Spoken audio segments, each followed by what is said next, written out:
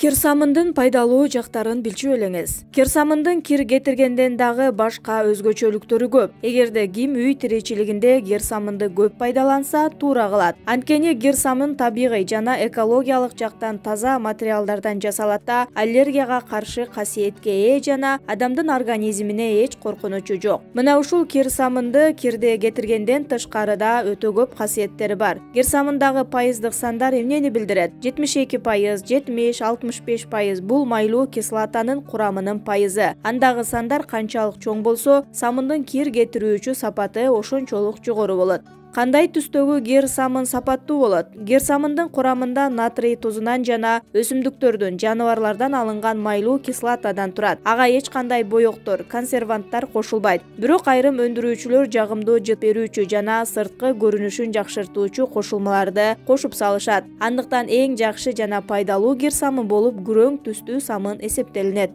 Кирсамындын дарылык касиеттери. Мурун бүткөндө. Кирсамындын суусу менен мурун бүткөндө аны ачууга болот. Ал үчүн кебезди көбүк сууга малып, аны мурундун тешигине салып, мурдуңузду тазалайсыз. Алгач бир аз жагымсыз болгону менен 2-3 жолу кайталагандан кийин мурдуңуз ачылып кетет.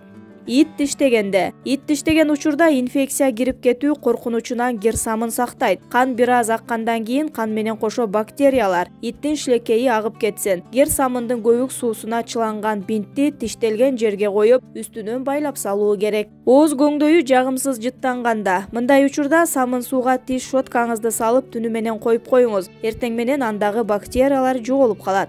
Бут жагымсыз жыттанганда. Күндүн ысыгында грибоктун айынан бут жагымсыз жыттана баштайт. Мындай учурда күн сайын бутту кирсамын менен жууп, анан салаалардын арасына таманга йоддон сүйкөп алуу керек. Күйүктө, жалынга же кайнак сууга күйгөндө дененин ошол жерине кирсамындан сүртүп кургатыңыз. Мындан кийин күйүк батайгат жана андан так калбайт. Гинекологиялык ооруларда. Гинекологиялык оорулардын айрым түрлөрүн, мисалы молочницаны дарылоодо да кирсамын натыйжалуу. Жыныстык органды кирсамын менен тез-тез жууп туруу бул оорунун батыраак айыгышына өбөлгө түзөт. Шишикте кирсамынды сууга салып эзип ботко түрүндөгү бул аралашманы жаракат алган жерге сүртүп турууда шишиктен жана көктөн арыласыз. Кирсамын косметологияда чачты коюулантат. Эгер башыңызды кирсамын менен жуусаңыз, чачыңыз коюу болот, какаштар жоголот жана сынбай калат. Бирок мындан тери кургап кетиши мүмкүн. Ага жол бербөө үчүн жуугандан кийин бир аз уксус же лимон ширеси кошулган суу менен чайкап туруңуз. Максатка жетүү үчүн кирсамындын кочкул өңдүүсү гана сунушталат.